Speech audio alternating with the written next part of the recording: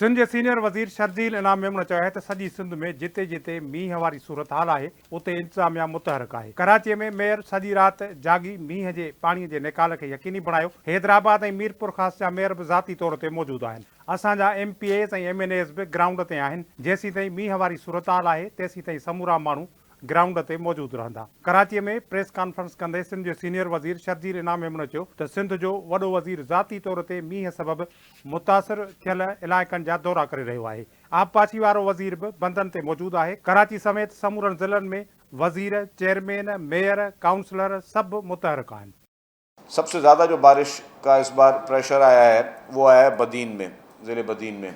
ज़िले बदीन में 168 मिलीमीटर बारिश रिकॉर्ड हुई है पिछले 24 घंटे में। मातली तहसील जो है उसमें 164 मिलीमीटर बारिश रिकॉर्ड हुई है। सबसे ज़्यादा जो सिंध में बारिश रिकॉर्ड हुई है वो शहीद फाजिल राउत जो तालका है, वहाँ पे 190 मिलीमीटर बारिश रिकॉर्ड हुई है। फिर तलहार में 118 मिलीमीटर बारिश रिकॉर्ड हुई है और हैदराबाद में 100 मिलीमीटर बारिश रिकॉर्ड हुई है और हैदराबाद रूरल में 96 मिलीमीटर बारिश रिकॉर्ड हुई है। लतीफ़ाबाद में 101 मिलीमीटर बारिश रिकॉर्ड हुई है। कासमाबाद में 91 मिलीमीटर बारिश रिकॉर्ड हुई है। तो इस तरह सारे जगहें हैं। बाकी जगह जो है वहाँ पे जहाँ पे कम हुई या 50 या कुछ कम है तो उसको मैं नहीं रीड कर रहा।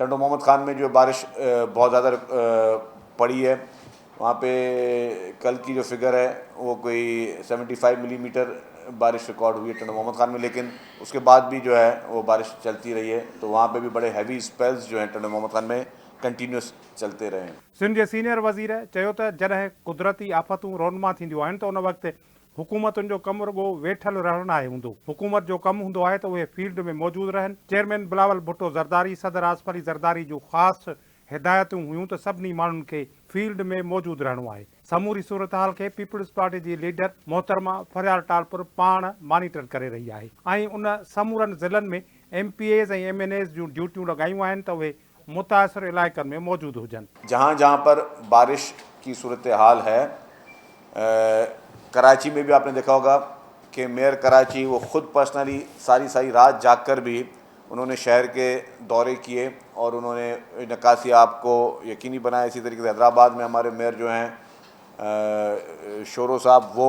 ख़ुद जाके निकले।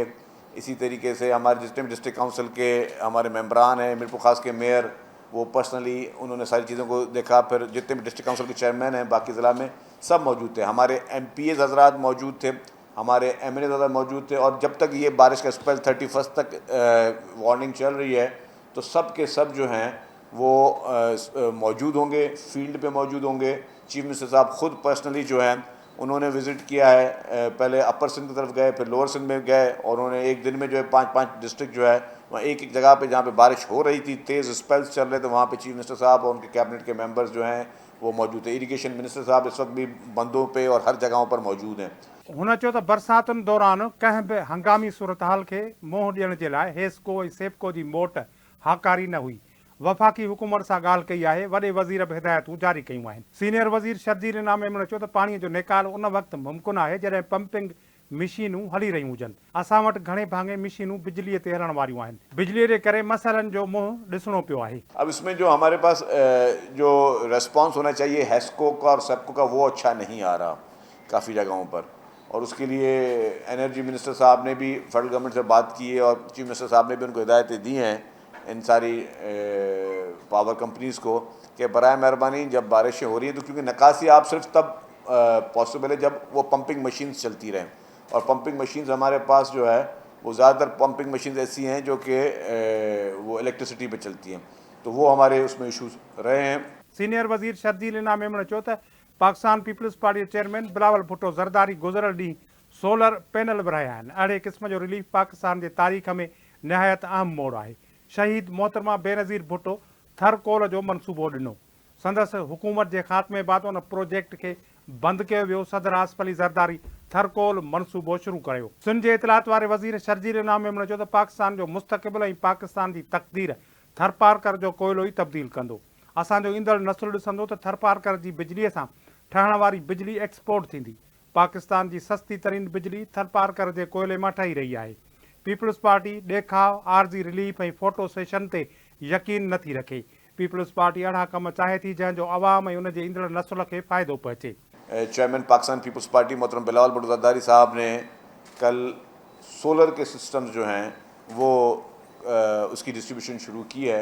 मैं समझता हूँ कि ये पाकिस्तान की तारीख़ में एक और नहायती अहम मोड़ है कि आप लोगों को जो है वो इस तरह रिलीफ दे रहे हैं कि ये नहीं कि जी हमने लोगों को 2 माह के लिए बिजली के रेट कम कर दिए या हमने टेम्प्ररी लोगों को रिलीफ दे दिया।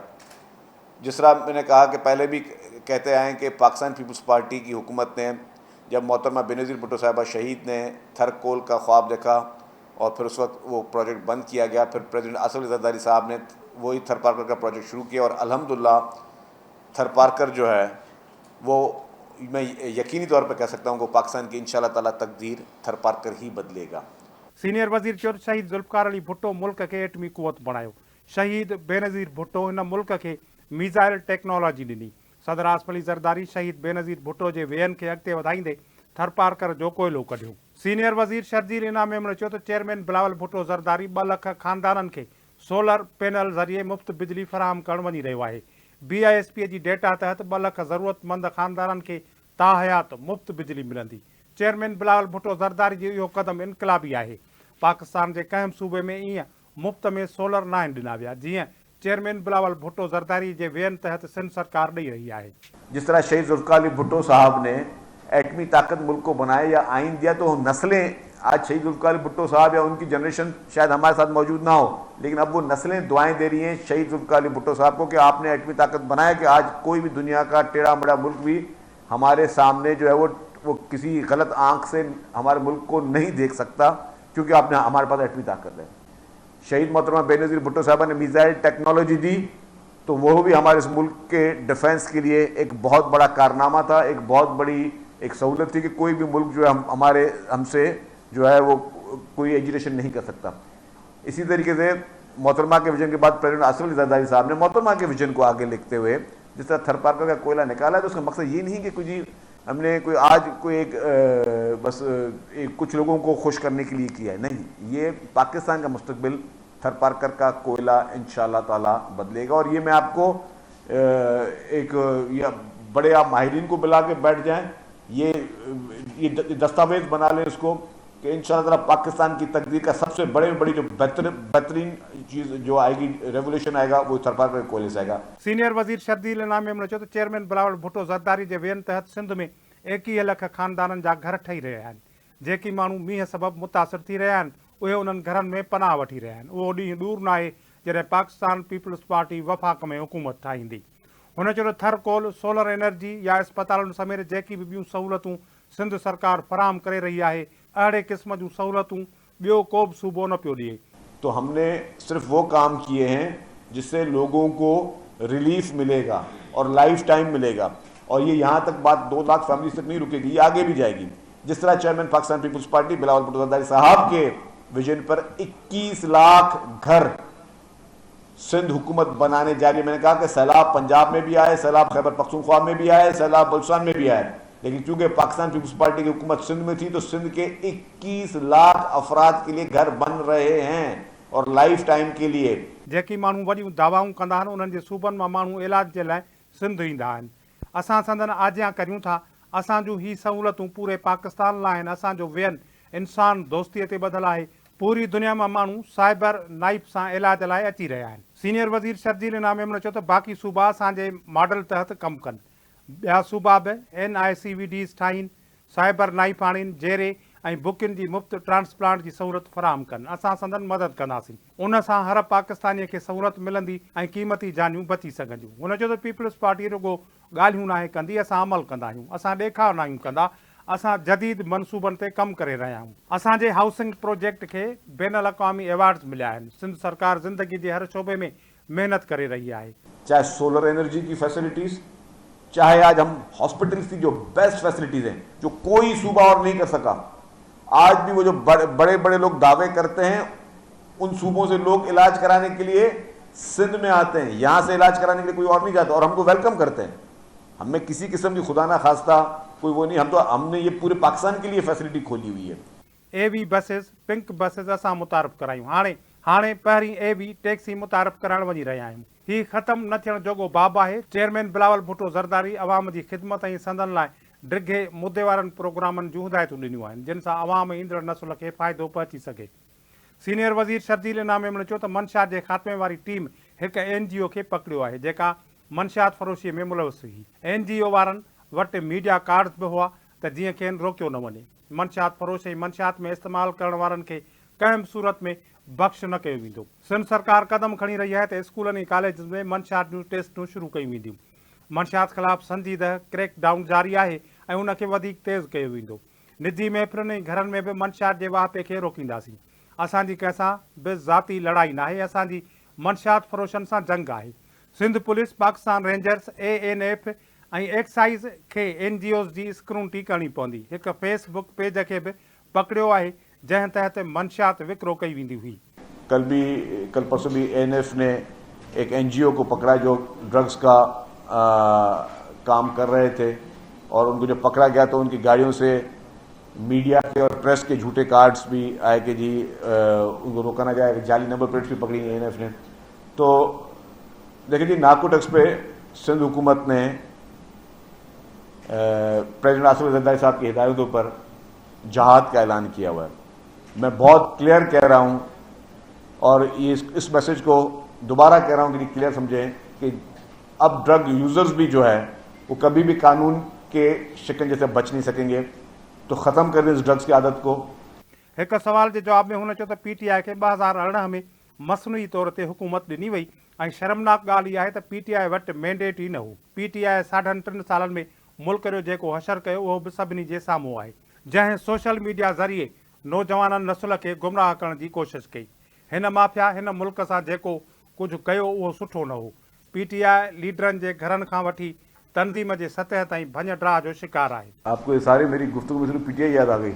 अच्छा खैर, देखिए PTI एक मसनूई चीज़ थी जो कि 2018 में मसनूई तौर पर उसको इक़्तिदार दिया गया और बड़ी शर्म की बात है कि उनका मैंडेट नहीं था PTI का। बगैर मैंडेट के PTI के लीडर ने इक़्तिदार की लालच में, इक़्तिदार की हवस में वो कुर्सी ली और वो आके गैर कानूनी तौर पर, गैर आईनी तौर पर हुकूमत में आके बैठे और फिर जिस तरीके से मेंबर्स खरीदे गए। PTI लीडरनि जे घरनि खां वठी तंज़ीम जी सतह ताईं भञ ड्राह जो शिकार आहे। बहितर हुजे हा त हीउ ॾफेड़ ते ॿधल ऐं गैर मुल्की फंडिंग ते सियासत न कनि हा। शर्जील इनाम मेमण चयो त इलेक्शन कमीशन चयो त PTI भारत ऐं इसराइल खां फंडिंग वरिती। उन वक़्तु कानून हरकत में छो न आयो? उन वक़्त जी हुकूमत बाज़ाब्ता तौर ते जवाबदेह आहे। गैर मुल्की फंडिंग पार्लियामेंट ते हमलो करण जी सज़ा ॾिनी वञे हा, पर हिते कानून जो किताब पढ़ी फैसला नाहिनि कया वेंदा, जंहिंजे करे ही गंदगी वधी वई। PTI में जो जहाँ तक मैंने पढ़ा है कि इनके घर से लेकर बाहर पॉलिटिकल ऑर्गेनाइजेशन तक इनकी टूट फूट है और बेहतर होता कि ये गलत सियासत ना करते, इंतशार की सियासत ना करते।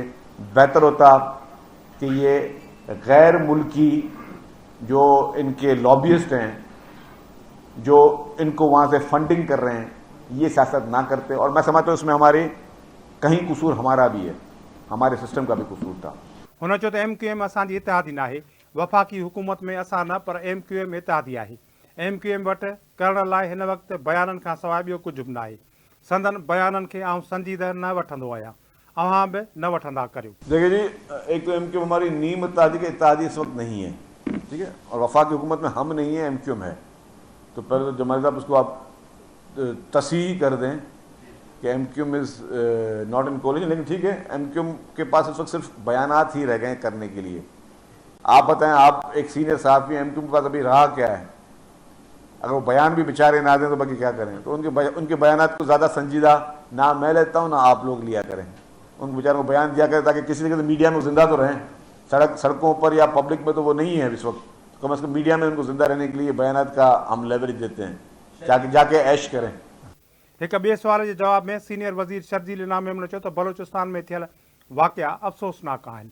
बेगुनाह ऐं पोरियतनि खे शहीद कयो वियो, फोर्सिस ते हमला कया विया, हथियार कॾहिं बि मसइले जो हल न हूंदा आहिनि। बलोचिस्तान जा वाक़िया संगीन दहशतगर्दीअ वारा आहिनि।